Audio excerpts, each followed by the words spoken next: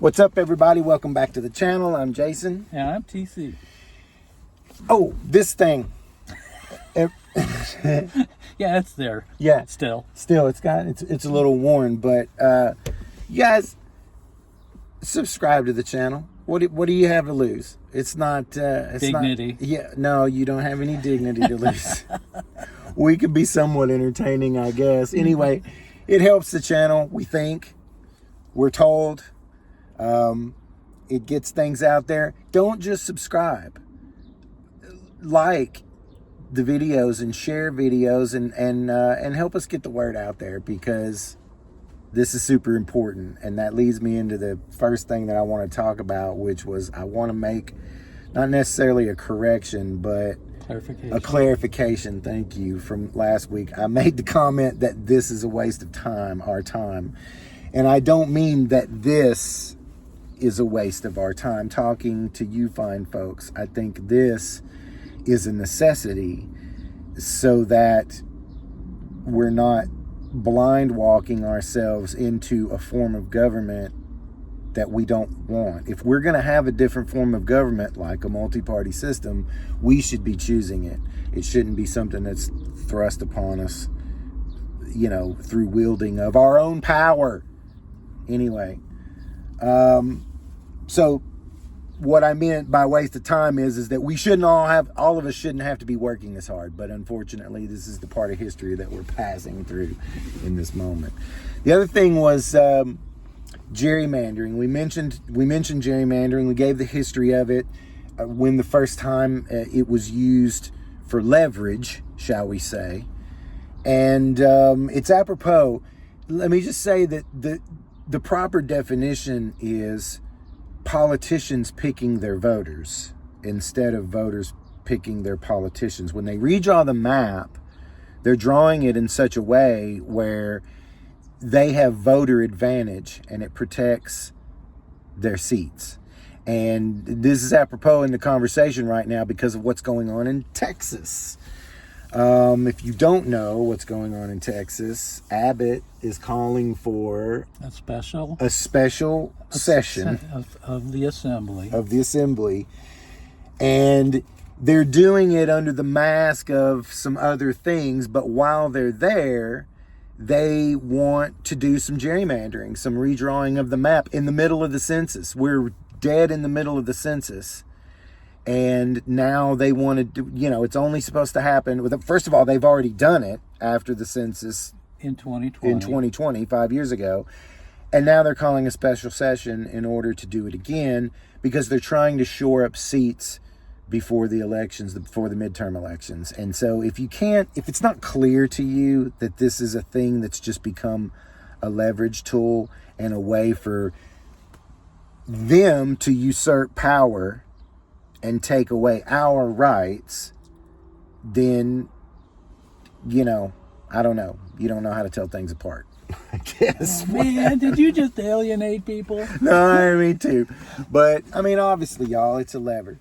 So anyway, we're gonna move forward. More corruption of government this week. What do you got, TC?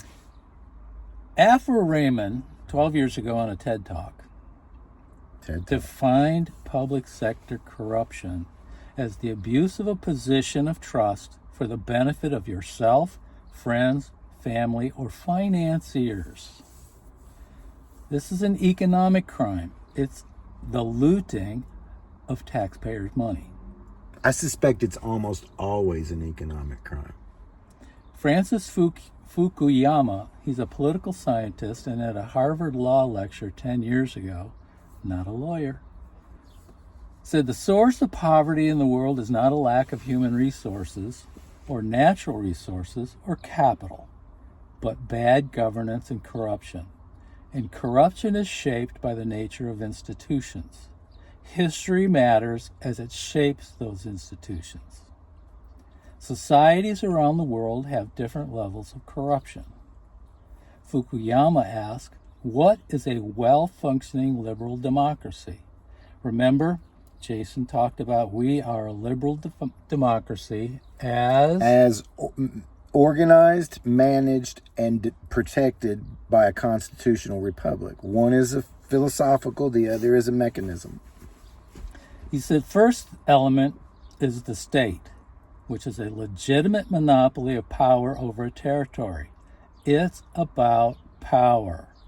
Power to enforce laws, protect from external or internal threat. Once again, it's about power. But then there's the rule of law, element number 2. It must apply to everyone. Everyone. This is an institution to limit power, to restrain power. And then 3 is democratic accountability. Free and fair multi-party elections. Procedures are intended to produce substantive accountability. More checks and balances. And it's our check on power. Yes. If there are no instruments of constraint, no democracy, no rule of law, you've got China, which is a dictatorship. If there is no state, but only the instruments of constraint, you've got Libya and Syria, where the state has completely broken down. If there's only a semblance of law, democracy, but high levels of corruption, you've got Nigeria, where nothing gets done. So types of corruption. We've got nepotism, which is a favoritism, preferential treatment, keeping it in the family, the good old boy network, looking after one's own. All modern politicians will do this. If Hillary Clinton had won, she not necessarily would have hired the best people. She would have hired her trusted agents. Her chief of staff would have been somebody she worked with for a lot of years. Near Tandon, probably. Anyway. Yeah.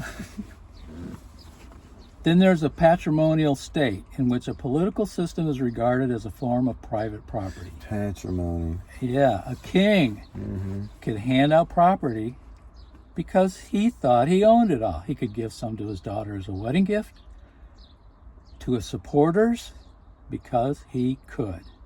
He could also take it away. So as long as you were in favor, you might be able to keep it, but if you lost favor, well, he's going to take that land away. Remember, that goes all the way back to the Magna Carta days. And the land was important because that's where they made money. That was where the wealth Through was. rents, crops, and whatever minerals and material that they could extract from the land. By the way, that hasn't changed. We're going to talk about, it's going to be a few weeks, but unfortunately, but we're going to talk about corruption and capitalism. That hasn't changed. Super wealthy people still make their money by owning assets. So keep that in mind. Neopatrimonialism. God, it's a mouthful. Which is the outward appearance of a state, but everyone is in it to get rich. What does that sound like? Public welfare is cronyism. We've got sugar tariffs, oil subsidies, fire alarms, industries using government for their own benefits, not the people's. It's a rent-sharing coalition where elites dole out economic favors to one another. Think Russia, Belarus, the mob. The mob. That's probably the best if you're looking for an analogy that will click in your brain. The Godfather is probably, or if you've watched the movie Mobsters, is a good one. Christian Slater plays Lucky Luciano. Back in the day, pre-organized crime, the five families just duked it out in the streets over territory. And eventually, Charlie Luciano said, hey, this is costly. What are we doing this for? Why don't we just, hack it up and try to work together the best we can and put our money together and do each other favors and dole it out accordingly and concentrate our power. Concentrate our power. which is something that we've been talking about a lot as the problem that we're facing right now is concentrated power. So, the mob, great example of patrimonialism. Then we've got clientelism. This is quid pro quo, something we've heard about a lot lately. It's the exchange of political support for personal benefit, not for the targeted public good. Commonly seen in nascent and poor democracies, politicians have to entice voters to the polls. Think Brazil, Mexico, or India. And why is this? Well, it's because the poor, uneducated, uninformed voters don't care about what the elites are doing in the capital. Big problem. This was a big problem in the U.S. in the 19th century. Up until Andrew Jackson, the federal government had been described as friends of George Washington. Yeah. And the frontiersmen, which were expanding west, most of whom didn't have a fourth grade education, didn't care. They were working to survive, put food on the table, shelter their families, make a better life. Who cared about what was going on in D.C.? Yeah, I think a lot of them went west because they didn't care. Andrew Jackson broke the mold. The rough, tumble brawler, famous for the Seminole Genocide, and that's my word, description, defeating the British in New Orleans. In 1828, he wins and he says, I won, I choose who works for the government, and thus initiated the spoils or patronage era. Pay off for voting for me vibes. Yeah. Eventually the people got pissed. Most of the government jobs were going to political appointees who didn't know the job. Eventually grassroots movements started. Grandmothers were protesting the fact that the local postmaster was a political hack and not a professional. He didn't know what he was doing. He was just there to collect a paycheck. But in July 2nd of 1881, James Garfield was assassinated by an angry supporter who did not get one of these jobs. This guy thought he was supposed to be part of the embassy to France. And while the Civil Service Commission had been created in 1871, and it was an attempt to provide professionals in government by Congress, but Congress did not fund it, except for the first 2 years of it. So it sat there and marinated. Well, they were embarrassed by the assassination of Garfield, and then the protest about the assassination and protests about these guys on the dole that were not really knowing how to do their job. Well, so they passed the Pendleton Law, which required certain applicants to take the civil service exam in order to be given certain jobs. It also prevented elected officials and political appointees from firing these civil servants and removing civil servants from the influences of political patronage and partisan behavior. The commission was dissolved and replaced by the Office of Personnel Management and the Merit System Protection Board in 1979. You might recall these two organizations have been in the news lately as the current administration has tried to corral them and make them bend the knee to the president. Concentration of power. Concentration of power. This is reflections of Andrew Jackson, who the president really likes. Mm-hmm. Which brings us to cronyism. And this is what we're going to talk about next week. So what does the third party have to do with all of this? As we said last week, a legitimate third party opens the door for more parties. It's not just a third party. It's moving to a multi-party system.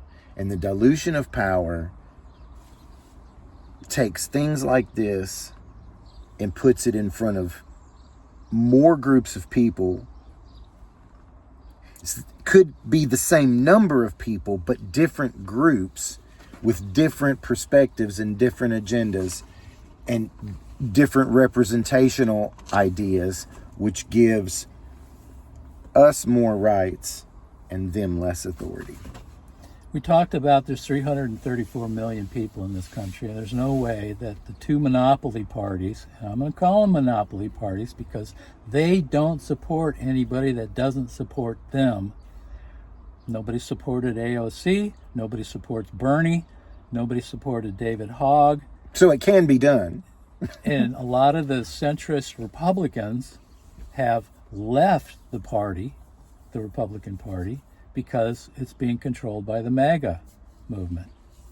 So there's no way that those two parties, especially with the way they're bending, is that they could represent everybody in this country.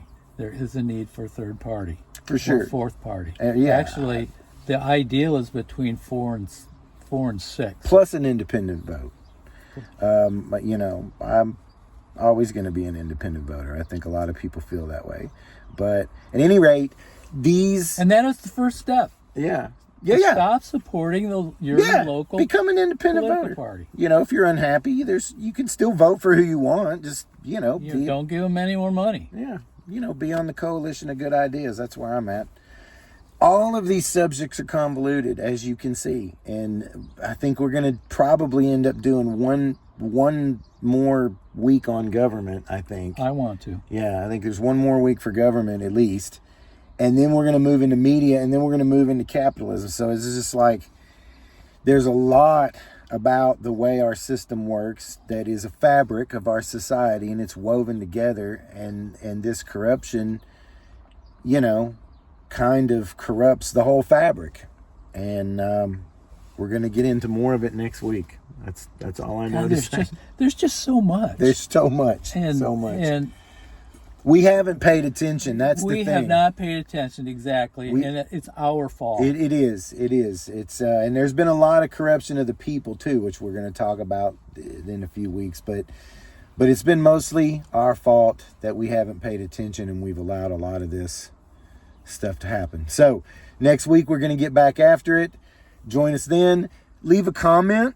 Please enjoy the discussion. If you want to have the debate online, we can. If you just want to leave a comment, we try to respond.